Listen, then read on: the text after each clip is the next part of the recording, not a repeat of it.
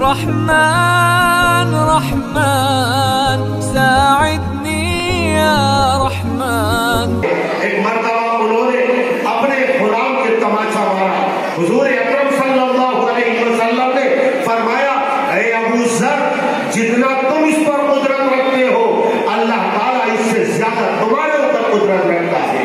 وہ فوراً لیٹ گئے اور اپنے غلام سے کہنے لگے اے غلام میں اس وقت سمجھوں گا تو نے مجھے معاف کر دیا ہے کہ اپنے جوتے سمیت چپل کے ساتھ تم میرے رخسار پر اپنے پیر و قدم کو رکھ دے تاکہ میرا کبر میرا غرور اور میرا گھمنڈ ختم ہو جائے اور میں سمجھوں گا اگر تو نے یہ عمل کیا ہے کہ تو نے مجھے معاف کر دیا. حضرت ابو ذر غفاری نے اللہ کے لیے اس کو آزاد کر دیا. حضور اکرم صلی اللہ علیہ وسلم نے فرمایا اگر تم اس کو آزاد نہ کرتے لَلَفَحَتْكَ النَّارُ تو تمہیں آگ کے شعلے لپیٹ لیتے اپنی لپیٹ میں لے لیتے. اپنے غلام کے تماچا مارنے پر صرف یہ کہنے پر حسن کے بیٹے کتنا خوف کتنا ڈر اللہ کا ان کے دل کے اندر پیوست اور اللہ کے رسول صلی اللہ علیہ وسلم کیسی تعلیم دے رہے ہیں. الخلق عیال اللہ فحب الخلق الى اللہ من احسن الى عیالہ.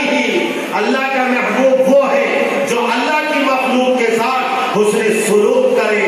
حضور اکرم صلی اللہ علیہ وسلم نے حسن سلوک کی کتنی تعلیمات ارشاد فرمائی ہے کہ بھوکے کو کھانا کھلاؤ ننگے کو کپڑا پہناؤ تم کمزوروں کے کام آؤ غریبوں کی مدد کرو محتاجوں کی مدد کرو. تم اگر کوئی بیمار ہو جائے تو اس کی عیادت کے لیے جاؤ انتقال کر جائے تو اس کے جنازے میں شرکت کرو بس مالدان کے پاس تم تعزیت کے لیے جاؤ.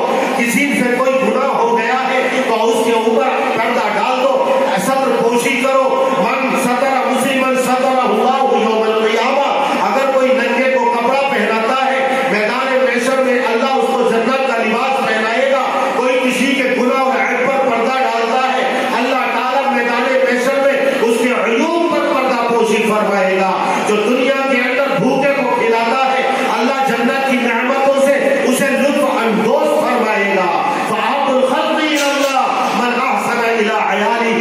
اللہ کے نزدیک سب سے زیادہ محبوب وہ ہے جو اللہ کی مخلوق کے ساتھ حسن سلوک کرے. اللہ کے رسول صلی اللہ علیہ وسلم نے یہ تعلیمات اور یہ جذبہ ہمدردی اور یہ انسانیت نوازی ایسے کوٹ کوٹ کر صحابہ کرام کے رگ و ریشے کے اندر پیوست فرما دی تھی کہ وہ انسانیت کی خدمت کو اپنے لیے سب سے بڑی ترقی سمجھتے تھے اپنے لیے سعادت نیکبختی اور خوش نصیبی کی بات سمجھتے تھے. حضرت سلمان فارسی رضی اللہ عنہ جن کو اللہ نے لمبی اور طویل عمر عطا فرمائی مدائن کا ان کو گورنر بنا دیا گیا. ایک بوڑھا معمر آدمی ایک بہت بڑا بوجھ لے کر جانا چاہتا تھا لیکن اس سے اٹھ نہیں پا رہا تھا. سلمان فارسی رضی اللہ عنہ جو مدائن کے گورنر ہیں سادہ لباس میں گشت کر رہے ہیں چل پھر رہے ہیں. جب وہاں سے گزر ہوا تو وہ آدمی معمر عمر رسیدہ یہ نہ پہچان سکا کہ یہ مدائن کے گورنر ہیں. ایک عام اور معمولی آدمی سمجھ کر ان سے کہا کہ خدا میری منزل ہے تم یہ میرا بوجھ اٹھا کر وہاں تک پہنچا دو. اپنے وقت کا گورنر صحابی رسول جن کو صحابہ کرام بڑی عزت و احترام کی نگاہ سے دیکھتے تھے اور وہ اپنے وقت کے جب فارس کے اندر تھے تو شہزادے تھے نوابزادے تھے عیش و آرام کی زندگی بسر کرتے تھے اور حضور اکرم صلی اللہ علیہ وسلم نبی آخر الزمان کی تلاش میں کہاں کہاں گئے ملک شام موصل عموریہ اور کہاں کہاں ہوتے ہوئے پھر مدینہ منورہ آئے اور آپ کو دیکھا تو فوراً آپ کے اوپر ایمان لے آئے. اب مدائن کے گورنر بن چکے ہیں تو اس وقت اس بوڑھے نے کہا کہ میرا بوجھ ذرا وہاں تک اٹھا کر لے چلو. انہوں نے سر پر اٹھایا اور لے کر چل دیے. لوگوں نے کہا اس معمر آدمی سے تم ان کو پہچانتے نہیں ان کو جانتے نہیں یہ مدائن کے گورنر ہے. جب یہ کہا ہے تو بیچارہ ان کے پیروں میں گر گیا اور کہنے لگا حضرت بس کیجئے میری غلطی کو معاف فرمائیے میں معذرت خواہ ہوں مجھے علم نہیں تھا. تو حضرت سلمان فارسی فرماتے ہیں میں نے ایک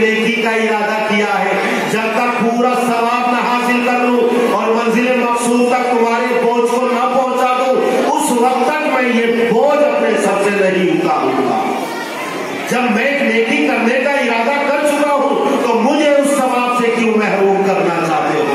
اللہ کی مخلوق کے ساتھ یہ ہے حسن سلوک. اپنے وقت کا گورنر انسانیت کی خدمت کرتے ہوئے اپنے لیے فخر، ثواب، خوش نصیبی اور سعادت کی بات سمجھ رہا ہے. حضرت عبداللہ ابن عباس رضی اللہ عنہما اعتکاف میں بیٹھے ہوئے، نفلی اعتکاف ہوگا غالباً. ایک شخص آیا مسجد نبوی میں، حضرت عبداللہ ابن عباس رضی اللہ عنہما کہنے لگے اے فلاں شخص، میں دیکھ رہا ہوں کہ تیرے چہرے پر رنج و غم کے آثار ہیں، تو بڑا پریشان ہے، آخر کیا بات ہے؟ اس نے روضہ اقدس کی طرف اشارہ کرتے ہوئے کہا اس صاحب قبر کی عزت و جلال کی قسم، میرے اوپر ایک شخص کا بہت زیادہ قرض ہے، میں اس کے قرض کی ادائیگی سے عاجز ہوں، درماندہ ہوں، ادا نہیں کر سکتا، کیا کروں؟ حضرت عبداللہ ابن عباس رضی اللہ عنہ نے فرمایا اگر تم چاہو تو میں تمہاری اس سے سفارش کر دوں کہ تمہیں مہلت دے دے یا اپنا قرضہ معاف کر دے. اس نے کہا بہت ہی اچھا ہو جائے گا حضرت، اگر آپ میرے لیے سفارش کر دیں. فوراً اعتکاف کو توڑا، مسجد نبوی سے معتکف سے باہر آئے، چپل پہننے لگے. وہ آدمی کہنے لگا حضرت شاید آپ کو اپنا اعتکاف یاد نہیں رہا، آپ اپنا اعتکاف بھول گئے. کہنے لگے میں بھولا نہیں، مجھے اعتکاف یاد ہے، لیکن میں نے اللہ کے رسول صلی اللہ علیہ وسلم سے یہ سنا ہے کہ من مشى فی حاجت اخی وبلغ فیہا، جو اپنے بھائی کی ضرورت کے لیے چلا اور اس کے لیے اس نے کوشش کی، اس کی ضرورت کو پورا کیا، اللہ تعالیٰ اس کو 10 سال کے اعتکاف کا ثواب عنایت فرمائے. اعتکاف کو توڑ دیا اور اپنے بھائی کی ضرورت کو پورا کرنے کے لیے اس کے پاس چلے. آج خود غرضی، نفس پرستی، مفاد پرستی ہماری زندگی کے اندر رچ بس گئی ہے. غیر تو غیر ہم اپنے بھائی کا خون چوس رہے ہیں، اپنے مفاد کے لیے اپنوں کے گلوں پر چھری چلا رہے ہیں، خود غرضی اور نفسانیت کے لیے رشتہ داریاں ہم توڑ رہے ہیں. آج اپنے مفادات کے لیے قطع رحمی ہم کر رہے ہیں. آج مفاد پرستی اور خود غرضی اور نفسانیت ہمارے معاشرے کے اندر اس درجے رچ بس گئی ہے کہ ہم نے اللہ اور اللہ کے رسول صلی اللہ علیہ وسلم کی تعلیمات کو اور ترغیبات کو اور تمام فضائل کو ہم نے بالائے طاق رکھ دیا ہے. دلوں کے اندر سکون اور چین نصیب کس طرح ہو؟ فَأَحَبُّ الْخَلْقِ إِلَى اللَّهِ مَنْ أَحْسَنَ إِلَىٰ عِيَالِهِ. سب سے زیادہ اللہ کے یہاں محبوب وہ ہے کہ جو اللہ کی مخلوق کے ساتھ حسن سلوک کرے. تم اللہ کی مخلوق کے اوپر رحم کرو. من لا یرحم لا یرحم، کہ جو دنیا والوں پر رحم نہیں کرتا اس کے اوپر بھی رحم نہیں کیا جاتا. آسمان والا ان کے اوپر رحم نہیں کرتا. ارحموا من فی الارض یرحمکم من فی السماء. تم زمین کی مخلوق پر رحم کرو، اللہ تعالیٰ آسمان والا تمہارے اوپر رحم کرے گا، کرم کا معاملہ فرمائے گا. ہمارے اوپر سے برکتیں اڑ گئی، اللہ کی رحمتیں روٹ گئی، اسی وجہ سے کہ ہم نفسانیت ہمارے اندر آ گئی، ہم ابن الوقت بن گئے، خود غرض بن گئے، اور ہم نے ایثار اور ہمدردی کو بالائے طاق رکھ دیا ہے. صحابہ کرام کی شان قرآن کریم کے اندر بیان کی گئی. اللہ کے نیک بندوں کی یؤثرون علی انفسہم ولو کان بہم خصاصہ، چاہے ان کو تنگدستی ہو، فقر و فاقہ ہو، زیادہ ضرورت مند ہو، لیکن پھر بھی اپنے آپ پر وہ دوسروں کو ترجیح دیتے ہیں. خود بھوکے رہتے ہیں، بھوکے رہ کر دوسروں کو کھانا کھلاتے ہیں. کچھ بھوک سے تڑپتے ہیں لیکن دوسروں کو کھانا کھلا کر شکم سیر کر کے وہ مسکراتے ہیں، خوش ہوتے ہیں اور ہنستے ہیں. اللہ تعالیٰ وہی اوصاف اور وہی عادات اور وہی خصلتیں امت مسلمہ کے اندر پیدا فرما دے. حضور اکرم صلی اللہ علیہ وسلم کا پاک ارشاد میں نے آپ حضرات کے سامنے تلاوت کیا.